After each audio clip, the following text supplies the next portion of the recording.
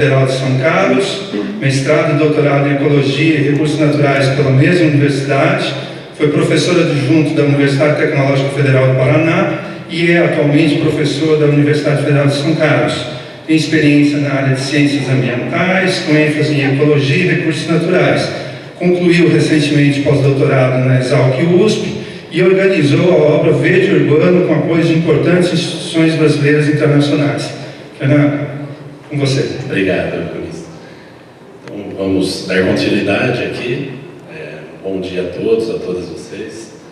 Deixa eu ver aqui, isso. Então, só dando continuidade, né, ao assunto Coletânea Brasileira Arborização Urbana, eu vou mostrar um pouquinho sobre a parte 2 do livro, né, que é a nossa flora, a flora mais espetacular, mais biodiversa do planeta, que está escondida, ela não aparece nas cidades brasileiras, infelizmente.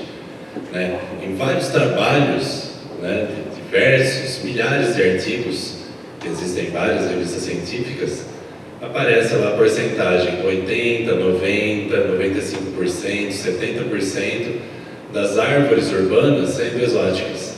Né? Basta a gente fazer uma busca, né? Pega aquela lista do levantamento florístico que foi feito pela equipe que trabalhou, né? Seja no Paraná, em São Paulo, no Mato Grosso do Sul ou qualquer cidade do Norte e Nordeste, as exóticas predominam, uma questão até cultural. Né? Então, falar um pouquinho, novamente, aí são 5 livros divididos por região, e nunca que poderíamos falar da flora brasileira, né? Falar da flora do Acre por uma equipe de São Paulo. Né? Então, nós procuramos um trabalho extensivo em meio à pandemia, um trabalho cansativo, mas muito prazeroso, autores do Acre ao Rio Grande do Sul, né? Das 5 regiões brasileiras. Um parênteses importante, né, que tanto a questão dos estudos florísticos como toda a coletânea foi inspirado pela colega Maria do Carmo Sanchotelli. A inspiração da coletânea veio de uma palestra proferida por ela em João Pessoa, no último CEBAL que foi presencial, que nos, né, levou a falar assim, que dá para levar essa ideia à frente, estamos levando, né, e se Deus quiser, concluindo, né, a publicação dos livros e levando a prática para todo o Brasil no pós-livro, no pós-publicação. O livro a coletânea não foi pensada, não foi concebida para ser um livro comercial para venda, não, mas sim um livro que traga um benefício tremendo para os 5.500 e tantos municípios do Brasil. Bom, a parte 2, a contextualização bem rápido aqui. Então, uma contextualização urgente e hiper necessária para o nosso país. É o fomento à proteção, a conservação da flora nativa brasileira, né? São capítulos, um de cada estado brasileiro, onde os especialistas de cada estado, botânicos, engenheiros florestais ou colegas aí da gestão pública municipal, depende do capítulo, né? Descreveu de maneira superficial a flora do estado, mas, né, com viés para colocar uma lista aberta para a arborização urbana de nativas. Fomenta a flora nativa brasileira a ser inserida nas cidades, nos municípios brasileiros. A nossa flora nativa não está representada nos municípios brasileiros na prática. Basta darmos uma leve caminhada por Campo Grande, por São Carlos, até as cidades premiadas, né, pela ONU, Campo Grande, São Carlos. A flora nativa não está nas nossas cidades. Fomenta a conservação da biodiversidade do país, fomenta a geração de emprego, né, e renda na cadeia de produção de mudas nativas por todo o Brasil, pensando desde o coletor de sementes, né, que é o ribeirinho, o índio, qualquer autônomo ou mateiro, que é uma pessoa profissional em escassez hoje em dia, infelizmente, né, para coletar sementes nativas e depois para fomentar viveiros particulares ou viveiros públicos, né, sejam municipais ou outro tipo de viveiro que nem existe lá no sul da Bahia, né, um viveiro que tem gestão pela União, né.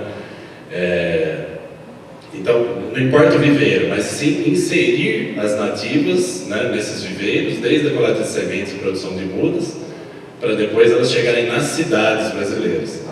E a coletânea como um braço forte, né, no Brasil para a década da restauração de ecossistemas. Começou ano passado e está né? Nós estamos dentro da década da restauração de ecossistemas, foi declarado pela ONU ano passado, até 2030. Os capítulos, né? O título é aquele lá em cima: espécies arbóreas nativas do estado tal, né? Com potencial para o uso da arborização urbana. Então, do estado de Mato Grosso do Sul, do estado de Goiás, do estado do Rio Grande do Sul, e assim vai. Os capítulos são esses, subdivididos um em cada livro.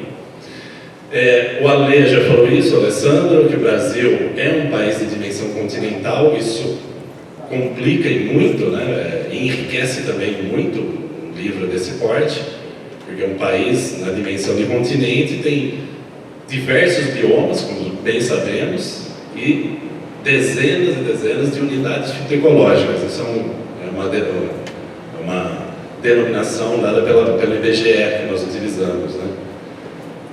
A determinação biogeográfica, né, que nós utilizamos nesses capítulos, ela foi fundamental, né, um atributo fundamental na escolha, em teses, manejo de espécies que devem ou podem compor a arborização urbana pelo Brasil.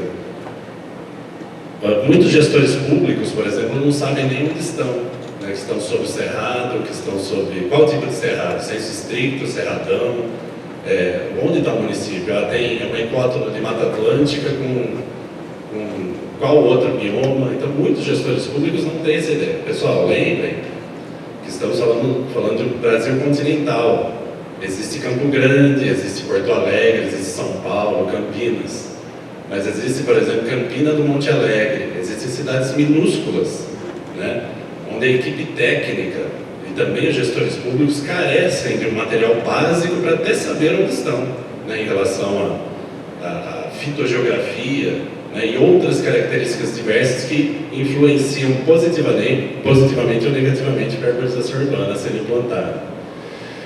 E a coletânea, claro, esses capítulos, né, eles são uma oportunidade ímpar para pesquisa, testes de espécies, né, como a própria Maria do Carmo, Flávio, há décadas atrás, e outros pesquisadores, né, tem a Flávia Brum, que faz isso lá no Paraná, testa espécies nativas para ver se elas têm sucesso em meio urbano, né? O meio urbano é totalmente diferente do meio florestal, do meio nativo. É um meio totalmente artificializado, solo compactado, né? Essa diferença de temperatura noite e dia, né, brusca, umidade relativa do ar muito mais baixa em relação à floresta. Então, isso é oportunidade de pesquisa com espécies que nunca foram testadas nas cidades, né? Claro, também oportunidade sim de extensão e oportunidade muito forte para diretrizes de novas políticas públicas para os milhares de municípios que existem no Brasil. Nossos municípios têm uma lista mínima de espécies nativas, estamos falando de árvore também, no nosso livro a gente só fala de árvore. Não são só utilizadas árvores na cidade, os arbustos, herbáceas também para o paisagismo, nem está na coletânea. Imagine a flora brasileira esquecida. O pessoal do Cerrado, Goiás, até mesmo Mato Grosso, reclamou: mas vocês vão árvore, o Cerrado aqui, né? O nosso extrato é arbustivo, herbáceo e tal. Insiram, né, aquilo que é potencial para o uso da arborização no verde urbano. Então, nossas cidades têm que demandar viver. Acho que a pegada, o X da questão nesse capítulo, para cada estado, né, é essa lista aberta de espécies que ele terá, e a demanda que cada município, né, procurará ter em relação ao futuro do seu verde urbano. Então, só para dar um exemplo aqui, né? O livro da região Centro-Oeste, né, é um dos 5 livros. Ele tem um capítulo específico para descrever a florística superficial, a florística, né, do Mato Grosso do Sul, envolvendo os biomas que existem no Mato Grosso do Sul, segundo o IBGE, que os autores e autoras descreveram, né, e suas fitofisionomias associadas, as unidades fitoecológicas, segundo o IBGE. Da mesma forma, né, nessa segunda parte do livro, aparecerão outros capítulos sobre a florística, claro, no livro Centro-Oeste, sobre Goiás e Distrito Federal, pela equipe que compôs, né, e escreveu esse capítulo, em Mato Grosso do Sul. Aqui, os mapas utilizados, nós pegamos o shapefile na equipe, geógrafo, colegas nossos e seus estudantes pegaram os shapefiles lá do IBGE e subdividiram. Ele é simplório em relação aos botânicos reclamaram bastante, porque esses mapas do IBGE não mostram mesmo um raio-x da flora, do estado.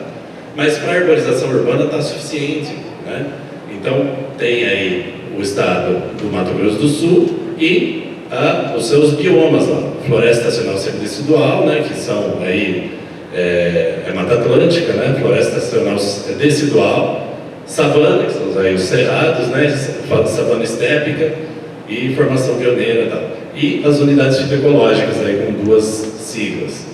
Isso foi utilizado para cada capítulo de cada estado, pelas equipes aí E daí, a partir ali, essas unidades fitoecológicas que aqui aparecem na lista aberta, que cada equipe formulou. Aqui é a lista aberta lá, Camila, que está por aqui, Camila? Não sei se ela está, acho que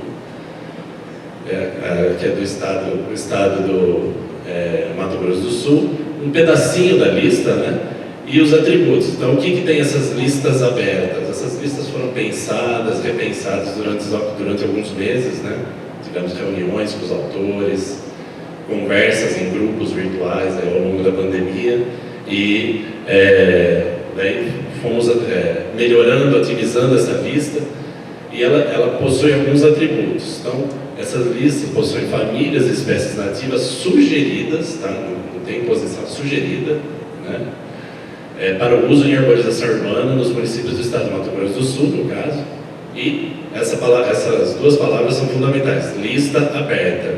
Essa lista será modificada ao longo dos tempos, até o nome, o binômio das espécies modificam, conforme o tempo passa, as atualizações botânicas que existem, e algumas podem ser testadas e não dar certo, e outras serem explicitadas e não estão explicitadas nessa lista daqui 5, 10, 15 anos. Então, a ideia dessa lista aberta é mostrar para o estado do Mato Grosso do Sul, no caso, olha, essas árvores existem, elas podem, pelo menos, serem testadas nos municípios, conforme o seu município, onde se encontra o seu município, em qual parte do estado. Estou lá na floresta pluvial, em terras baixas. Então aqui está lá a sigla, está lá a sigla CB, SA, então está ali. Essas são as siglas que ligam a lista aos mapas do IBGE. E tem todos esses atributos ecológicos aí, que é a primeira linha ali da lista aberta, família, nome popular, unidade fitoecológica, que é o F, AM, DAB e tal. São atributos ecológicos, morfológicos, fenológicos, reprodutivos e de adequação de plantio às cidades, dessas espécies aí. Isso é só um pedacinho da lista, repito, que aqui, daí no livro, logo no rodapé de cada lista está aí, o que são cada uma dessas listas, dessas siglas. Altura média, altura média em floresta, tá, pessoal? Árvores testadas em cidades, em meio urbano, elas muitas vezes mudam, a sua morfofisiologia. Se ela é adequada para calçadas ou para espaços abertos, qual que é o diâmetro e a altura do peito na fase adulta dessa árvore, densidade da madeira, textura de folha, persistência das folhas, tipo da raiz, se ela é apropriada para plantio de calçados ou não, só para praças, áreas abertas, época de florescimento, época de frutificação, dispersão, se é zoocórica, monocórica, autocórica, hidrocórica, dificuldade de produção em viveiro, isso é algo importantíssimo, para produzir, por exemplo, mudas de cerrado aí, é um desafio para muitas espécies, Status de conservação, segundo a IUCN e a raridade, não ameaçada, vulnerável ou ameaçada. Então, só um exemplo de todas essas siglas aí, que esses atributos tinham outros, alguns foram inseridos, alguns foram deletados, tudo, com um diálogo dos autores aí.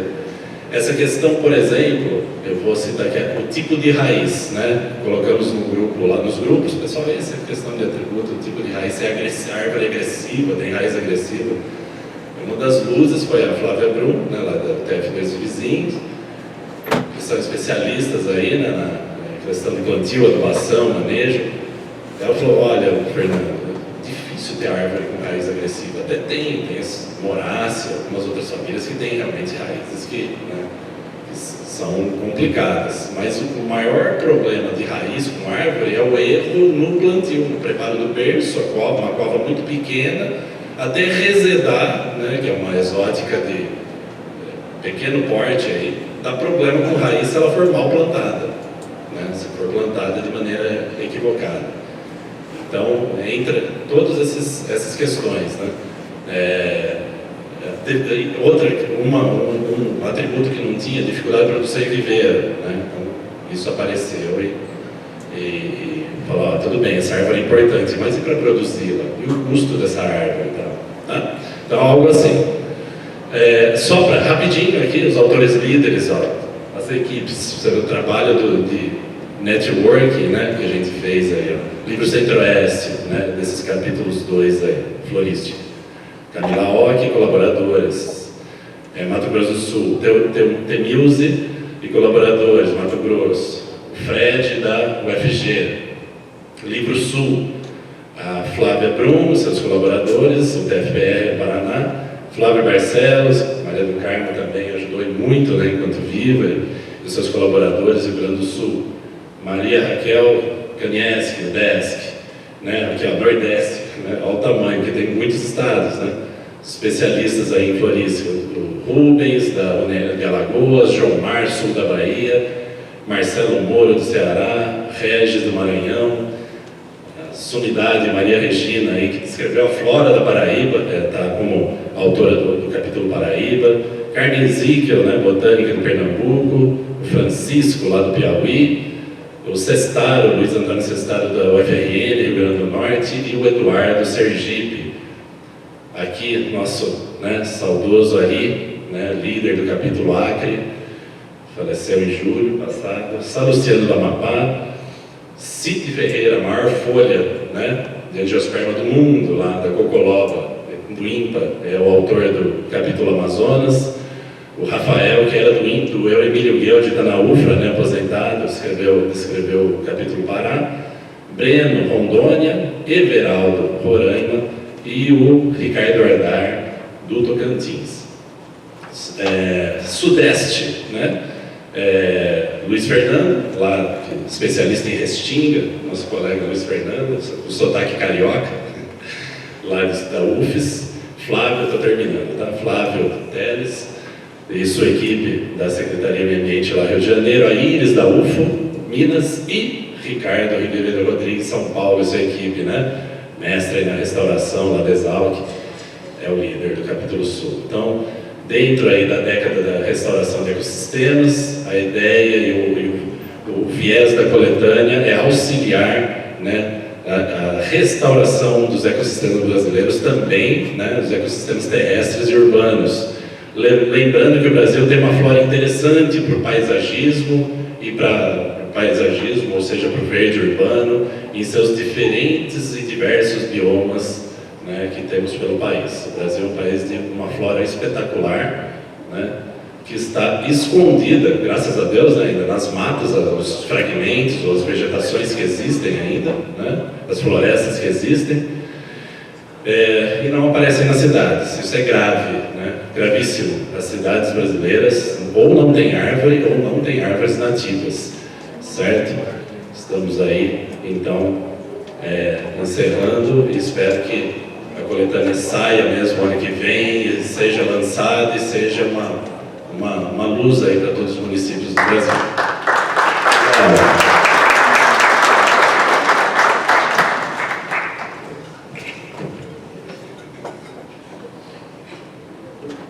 Obrigado, Fernando.